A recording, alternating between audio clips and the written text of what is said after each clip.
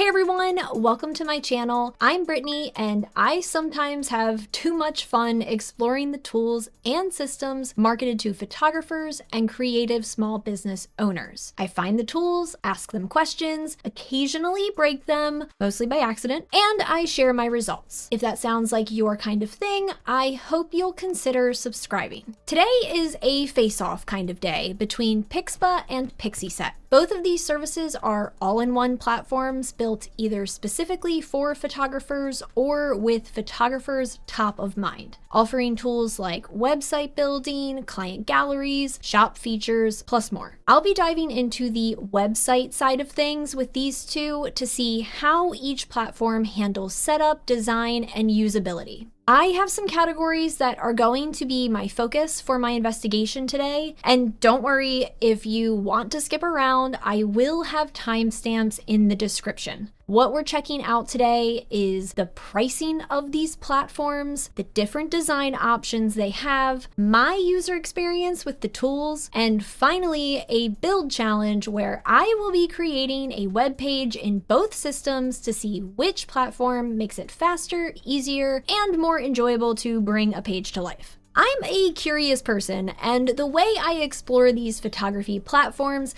is always thoughtful and intentional. I know there might be things you'd do differently, and that is totally fair. You are welcome to have your own take, just like I'm allowed to explore and share mine. I encourage you to test these tools in the way that makes the most sense for you. If we can respect each other's approach, I think we'll get along just fine. All right, I have a lot that I'm going to be digging into today, so let's get things rolling with our first category, pricing. This is going to be a quick section because I know it's not the most exciting, but I also know it's the first thing most of us check when scoping out a new system. Pixpa gives a 15-day free trial, and after that, we're looking at $8 to $25 a month, depending on the tier you choose. It's all-in-one from the start with the website, client galleries, and shop all bundled together. And if we go yearly or commit to 2 years,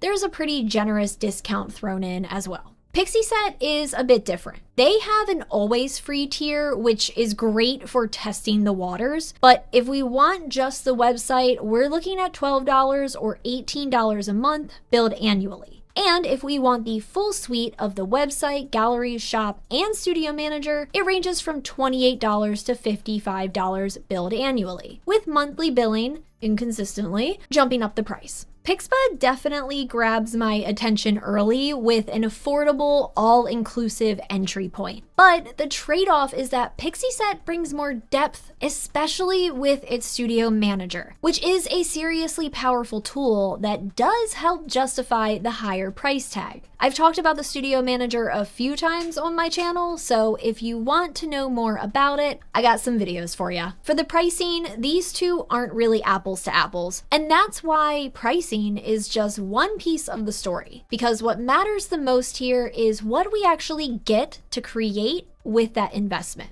So let's move into the design experience and chat about how each platform handles templates, customization, and the amount of creative control we have. So when we first set up our Pixpa account, we are immediately prompted to start getting our website up and running. During my initial account setup, I wasn't in website mode, so I flew through this section, and then when I decided I wanted to do a video on this topic, I circled back, deleted the site I had, and essentially started over. So just know that when you first make your Pixpa account, they set you up to hit the ground running. Both sites have pretty excellent template offerings. Pixpa has quite a bit more because there's a variety of users they serve. So they have templates not only for photographers, but also designers, musicians, etc. Pixieset is built for photographers. So while their template selection is quite a bit smaller, each one is thoughtfully designed with photography in mind. Diving into the customization options, Pixpa offers a lot of flexibility to personalize different parts of your site. You can use color presets or input your own brand colors. There are tons of font combinations too, which to be honest is usually where I get sucked into a black hole. If I were on a paid plan instead of the free trial, I'd also be able to upload fonts and fully integrate my branding. There are plenty of pre-designed page templates to choose from, though I will note that I didn't see one specifically for pricing, but I'll circle back to that later. The page builder itself is pretty smooth. We can get most of our content in place right from the initial page setup using those templates. And if something's missing, we can just click to add, click to add, click to add a block from a wide selection of designs. Each block has its own settings for customization, some with more depth than I'd ever need, but it's nice to have the control when you want it. Pixieset also offers a ton of flexibility when it comes to branding. There are loads of preset color palettes, plus the option to set your own custom colors and even save multiple color schemes to make swapping between them easier. Font combinations are plentiful, though I didn't see an option to upload custom fonts. I am using the free version, so it's possible that's a paid feature, but Pixieset usually makes upgrade required features pretty obvious, and I didn't get any sort of nudge, so I'm doubtful. I explored the page builder a bit, and there are tons of layouts to choose from, plus a wide variety of content blocks we can drop into any page. One of my favorite touches is the block editor. When we click into it, we get access to some really fine-tuned controls.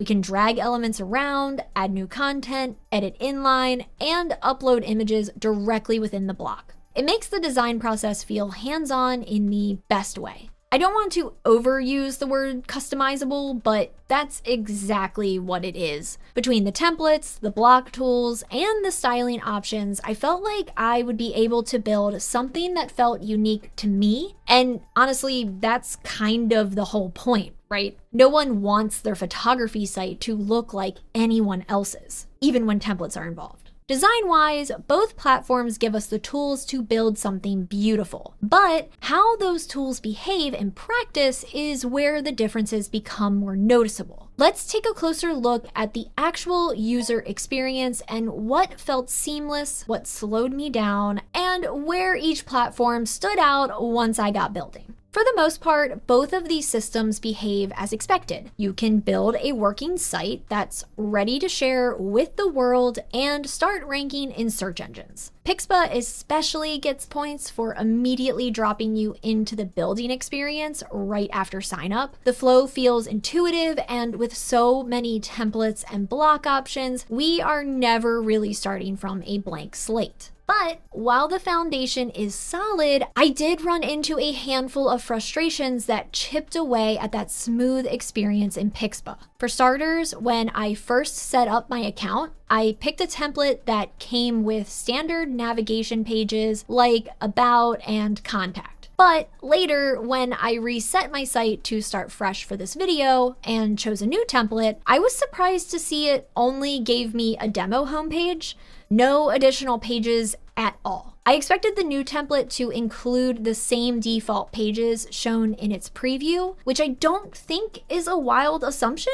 When you choose a new template, you'd expect it to come with the same pages you saw in the preview, right? But the way Pixpa handles the delete website content option is a little misleading because it doesn't just wipe your site, it also changes how templates behave afterward. What I didn't realize at first is that Pixpa has two reset options. If you choose delete website content, it clears everything on your site, but any template you add after will only load a single demo homepage. None of the navigation pages that the template normally includes. On the other hand, if you use reset website to template name, it also deletes your current content, but then reinstates the full layout of that template, including its default pages, like About and Contact. So yes, my site was successfully wiped, but I assumed applying a new template after would also bring in the full structure of that template.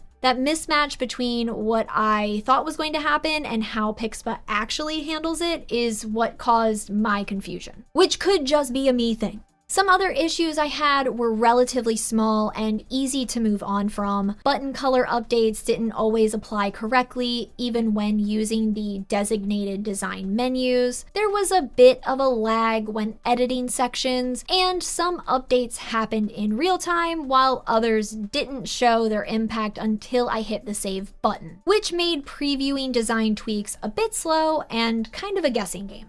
I also had moments where the autosave kicked in for certain actions, like removing a photo, but not for others. So it was a little too easy to lose title and description changes if I clicked out of an edit box without saving. The mobile editing experience could also use some polish. It's technically there, but making mobile-specific adjustments is a very clunky experience that involves adjusting the settings, hitting save, clicking the view button, and seeing the mobile visualization. You kind of gotta rinse and repeat until you get it how you want. I tried adjusting the size of my browser to see if that would show me the mobile adjustments without having to view the site, but that just resulted in a misrepresentation of what the mobile site would actually look like, or the whole web page would blank out. There's not really much feedback from the system in cases like that, which left me poking around to figure out what worked.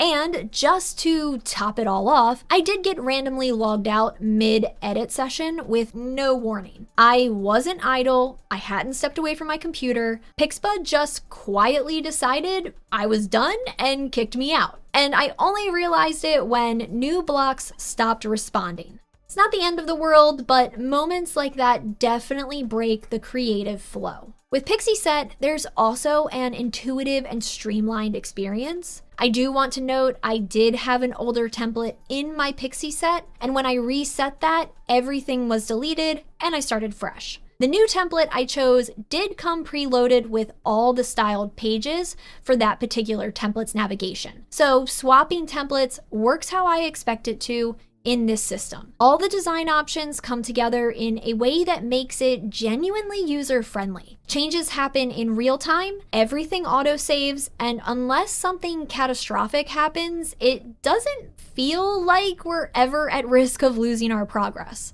I was able to go from editing my Pixieset site on my desktop to my laptop with no saving or communication issues.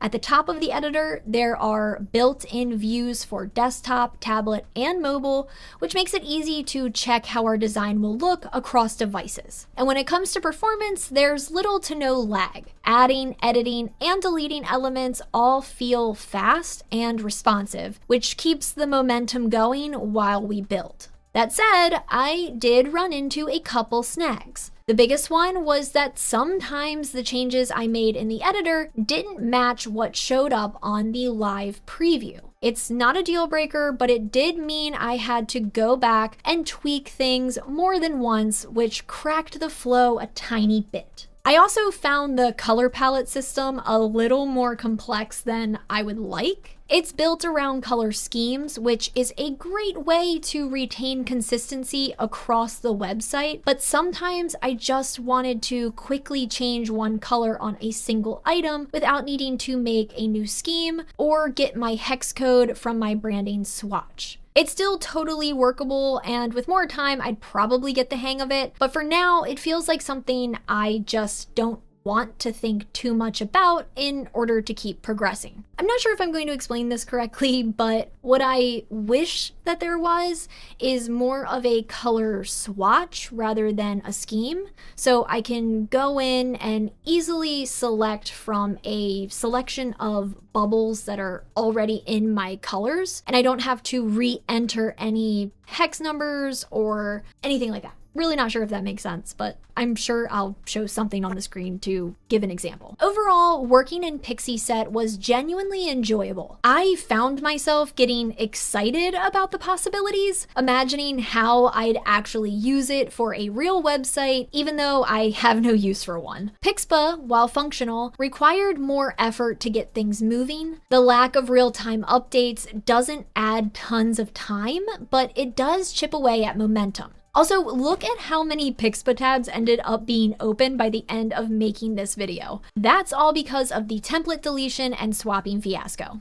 Seeing how differently the two handled things made me want to test them side by side. So for this last section, I gave them both the same task: build a page from a blank slate. Since Pixpa doesn't offer page templates for pricing, I figured what better test than building one from scratch on both platforms. It's a great example to work with since it avoids overly fluffy or emotional wording, but still delivers meaningful, structured information. I sketched out a very simple wireframe to map the flow of content I wanted and focused on selecting blocks that would best present that info. To keep things fair and not get bogged down in the details that don't reflect the platforms, I pre-selected a few images and wrote out the text I plan to use. Copywriting on the fly is just not my thing, and honestly, I've been trying to write the perfect website wording for over a decade. It just never goes well for me, so for this challenge, I focused strictly on structure and layout. I also had a specific look in mind when I started, and I wasn't sure if either platform would be able to pull it off. When pre-made blocks didn't match the vision I had,